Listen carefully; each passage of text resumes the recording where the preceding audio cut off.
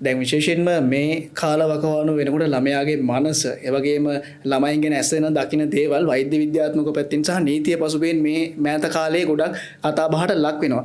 එතකොට මම වෛද්‍යතුමාගෙන් දැනගන්න කැමති ළමා අපයෝජනයක් වැනි කටයුත්තකදී ළමයාගේ මනසට නැත්නම් ඔබතුමා කියන වගේ ළමයාගේ මොළයට බලපාන්නේ කොහොමද?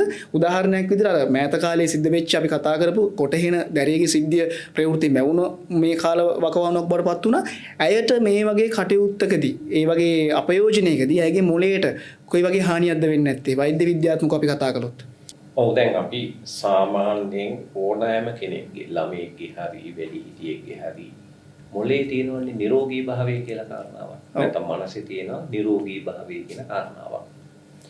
එතකොට දැන් මොළයක් හරි මනසක් හරි නිරෝගීද කියන කාරණාව අපි තේරුම් ගන්නකොට යම් නිර්ණායක අපි ඉදිරිපත් කරනවා. දැන් උදාහරණ කියලා ඔයාගේ මොළේ නිරෝගීද මගේ මොළේ නිරෝගීද සමාජයේ කාගේ හරි මොළේ නිරෝගීද කියන කාරණාව අපි ඉස්සෙල්ලා අර්ථ දක්ව ගන්න ඕනේ. ඒක සාමාන්‍ය මිනිස්සු වචනයක් පාවිච්චි කරනවා පිස්සු කියලා වචනයක්. හරිද? ඒක අපි දැන් එහෙම පිළිගන්නේ නැහැ. පිස්සු කියනවා මට පිස්සු නෑ. ඔයාට පිස්සු නම් ඔයා යන්න ඕන වගේ නිකන් අර මුතු වචන පාවිච්චි කරනවා. හැබැයි මේ මනස නිරෝගීද කියන කාරණාව අපි එහෙම කතා කරන එකක් නෙවෙයි. එතන මනස නිරෝගීද කියන කාරණාවේදී කරුණු හතරක් බලනවා. පළවෙනි එක බලනවා මගේ මොළය නැත්තම් මගේ මනස ගොඩනගන ප්‍රතිචාර. යම් සිද්ධියකට මගේ මනස ප්‍රතිචාරයක් ගොඩනගනවා. ඔව්. ඒ ගොඩනගන ප්‍රතිචාරය මා වටා ඉන්න අයට හානි කරයිද? කියන මම නිසා අනිත් අය අසතුටෙන්ද ඉන්නේ. ඔන්න ඔතනදී ඔන්න මනසේ නිරෝගී භාවයේ පිළිබඳ ප්‍රශ්නයක්. දැන් මන් නිසා මගේ නෝනා සතුටින් නම් මන් නිසා මගේ ළමයි අසතුටින් නම් මන් නිසා මං වැඩ කරන ඉන්න තැන අය සතුටු නැත්තම් එතන මාව තව කෙනෙකුට පීඩාවක් නම් අන්න එයාගේ මානසික නිරෝගී භාවයේ ප්‍රශ්නයක් තියෙනවා. ඒ සමහර අයවිලා අපිට තාත්තලා කියනවා මේ ડોක්ටර් මට තද වෙනවා. ඒ පොඩි කාලේ ඉඳලා මගේ හැටි. ඔව්. ડોක්ටර් මේ ගෙදර උන්ට කියන්න මාව අවසන් නැතු ඉන්න කියලා. කියන්න බෑ. ඒක තමන්ගේ තියෙන දුර්වලතාවය. ඒ කියන්නේ අපේ මනසේ නිරෝගී භාවය තියෙනවා නම් අපි පිළිගන්නේ මම නිසා අන් අය සතුටින් ඉන්නවා. මම නිසා මගේ නෝනා සතුටින්, මන් නිසා මගේ දරුවෝ සතුටින්, මන් නිසා මං ළඟ වැඩ කරන සේවකයෝ සතුටින්, මන් නිසා සමාජයේ සතුටින්, මන් නිසා මගේ අම්මා තාත්තා සහෝදර සහෝදරියෝ සතුටින් නම් අන්න මට තියෙනවා නිරෝගී මනස. දෙවෙනි කාරණාව මම නිසා මං සතුටින් ඉන්නත් බැහැ. අනිවාර්යයෙන්ම. ඒ කියන්නේ මගේ මනස හදන ප්‍රතිචාර නිසා මම සතුටින්. මම ප්‍රබෝධවත්ම නැගිටිනවා, මම දුක හදාගන්නේ, මං කලකිරිලා ඉන්නේ, මට එපා වෙන්නේ. නිසා මගේ ඇති වෙන චිත්ත වේග, මගේ හැසිරීම මට ඵලදායී වෙන්න ඕන කියන කාරණාව. තුන්වෙනි එක මගේ මනස සහ මගේ මොළය හැම වෙලේම මගේ වැඩවලට උදව් කරන්න එපා. දැන් මගේ මනස මම පාඩම් කරන්න ගත්තාම මට උදව් කරන්න ඕනේ. දැන් මම ළමෙක් හරි කවුරු හරි ගිහලා පොතක් අරන් පාඩම් කරනකොට මොළේ කියනවා නම් ගියමු ගාමු නැගිටලා යම් බල්ලනා වතුර බොණ්ඩයන් කියලා. ඒතර කොහොමද මේ මොළෙත් එක්ක අපි වැඩක් කරන්නේ කියන්නේ? ඔව්. ඒතර මම පවරන වැඩ ටික මගේ මොළේ මට කරලා දෙන්න එපා. ඒත් මගේ මනස මගේ අරමුණු ඉටු කරලා දෙන්න ඕනේ. එයාට මම මොකක් හරි පැවරුවාම එයා ඒක වගකීම් අරගෙන කරන්න ඕනේ. මත්ද්‍රව්‍ය බොන තැනකට, හුඩු ගහන තැනකට, ගංජා ගහන තැනක් දැක්ක ගමන් මොළේ ටක් ගාලා කියන්න ඔතනින් දුවපන්. ඔතනින් යන්න පැල්ල යන්න කියලා. හරි ඊළඟට මාව ඉස්කෝලේ යවන්න ඕනේ, මාව උදේට හැරවන්න ඕනේ, මගේ කාමරේ පිළිවෙලට තියාගන්න ඕනේ. මේවා කරලා දෙන්න එපා මනස. සමගි ජීවිතයේ පිළිවෙල ආවේග පාලනය, චිත්ත වේග පාලනය මෙන්න මේ සියලු කාරණා මට ඵලදායී විදිහට මගේ මොළේ හදලා දෙන්න ඕනේ. ඒතර කාට හරි ඒක හදාගන්න බැරි නම් ආයි ප්‍රශ්නයක් තියෙනවා. ඊළඟට අපේ මොළේ තියෙන ඊළඟ කාරණාව තමයි අපි හැමෝගෙම මොළේ සංස්කෘතියට, සදාචාරයට, ආගමට, දහමට ගැළපෙන පරිදි ප්‍රතිචාර හදලා දෙන්න බෑ.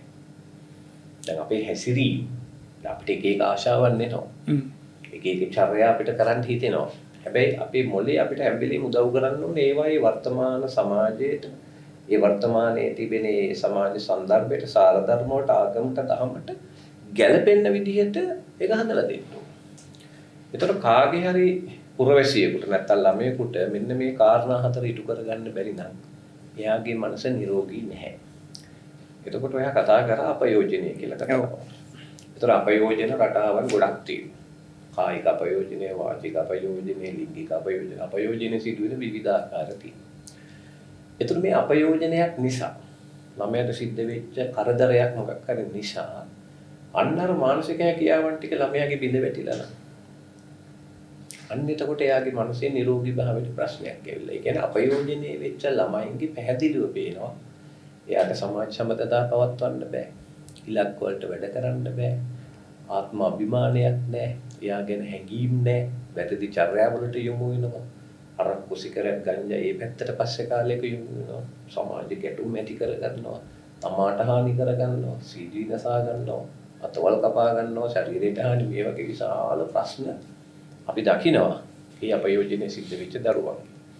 ඒ නිසා දැන් අපිට තියෙන ප්‍රශ්නේ තමයි යම්කිසි නිරෝගී දරුවෙකුට යම්කිසි අපයෝජනයක් සිද්ධ වුණාම අර ස්වභාවික මානසිකත්වයේ නිරෝගී මානසිකත්වයට දැඩි හානියක් සිද්ධ වෙලා එයාගේ ජීවිතය අසාර්ථක වෙනවා.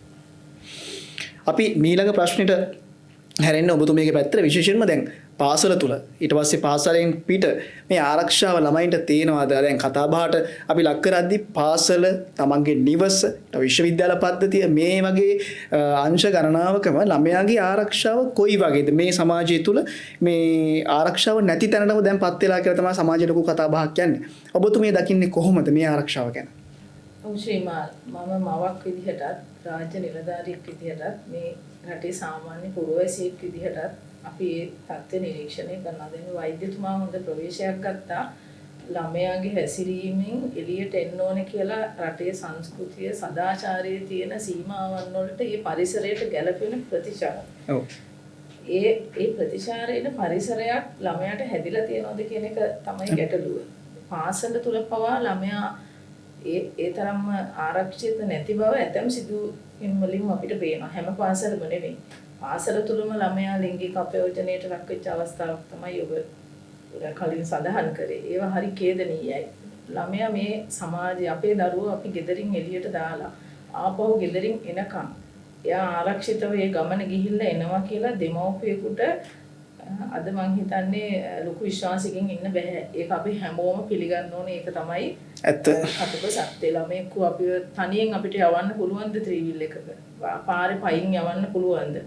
මගේ දරුවන්ට පවා සමහරවිට තනියෙන් යනකොට යම් ප්‍රශ්න වලට මුහුණ දෙන්න වෙනවා. මොකද සමාජයේ ඇතැම් මිනිස්සු දරුවෝ දිහා බලන්නේ දරුවෝ විදිහට නෙමෙයි. ඒ නිසා ඒ ආරක්ෂාකාරී පරිසරය ලංකාවේ කලින් තිබ්බ තරම්ම නම් දැන් නැහැ කියන එක ඒ අමිහිරි සත්‍ය අපිට පිළිගන්න වෙනවා. පාසල විතරක් නෙමෙයි, මොකද ළමයාගේ පස්සෙන් දෙමව්පියන්ට යන්න සිදුවෙන වාතාවරණයක් ලංකාවේ වෙලා තියෙනවා. අපිට උදේ ඉඳලා හවස වෙනකල් ළමයා කොතනද ඉන්නේ? දැන් ඕවට ඇප් හැදලා තියෙනවා, ඔබ දන්නවා. Child safety app. ළමයා පන්තියට ගියාද කොතනට ගියාද කියන එක දෙමව්පියන් නිරන්තරයෙන්ම හොයන්න පුළුවන් වෙනවා. සමස්තයක් විදිහට ගත්තාම ළමයා පාසල තුලත් පාරේ පොදු ප්‍රවාහනයේ තමන් යන ටියුෂන් පන්තියේ ළමයා හැසිරෙන තැන්වල යා ආරක්ෂිතද කියන එක අපි හැමෝම දන්නවා. ආරක්ෂිත නැහැ කියලා ලංකාවේ අපි වෙනත් රටවල් වලට ගිහිල්ලා උදාහරණ අපි දැකලා තියෙනවා. මම ජපානයේ අවුරුදු 3ක් ජීවත් වුණා. මගේ දියණිය පාසලට ගියේ පයින් කිලෝමීටර් 2ක් ගෙදර ඉඳලා ළමයි රංචුවත් එක්ක ඉස්කෝලේ ගියේ. ඒ යන අපිට කිසිම වෙලාවක දෙමව්පියන්ට ඉස්කෝලේට එන්න දෙන්නේ නැහැ. ළමයාට දෙමව්පියන්ට ළමයා පයින් යන්න ඕනේ. දෙමව්පියන්ට වාහනයක් තිබුණත් වාහනයෙන් ළමයා ගෙනල්ලා බස්සන්න ගන්න.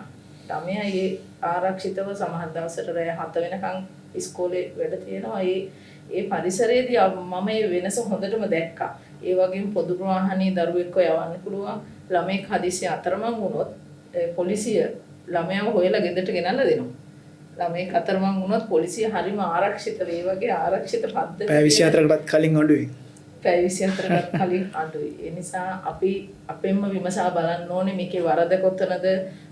අපිත් ඒකට වග කියන්න ඕනේද? අපි ඒක නිවැරදි කරගන්න ඕනේ කොහොමද කියලා මම හිතන්නේ ඒ පණිවිඩය අපි මේ වගේ වැඩසටහන් වලින් දෙන එක තමයි මහ ජනතාවට ඔබගේත් අපේත් අපේක්ෂාව.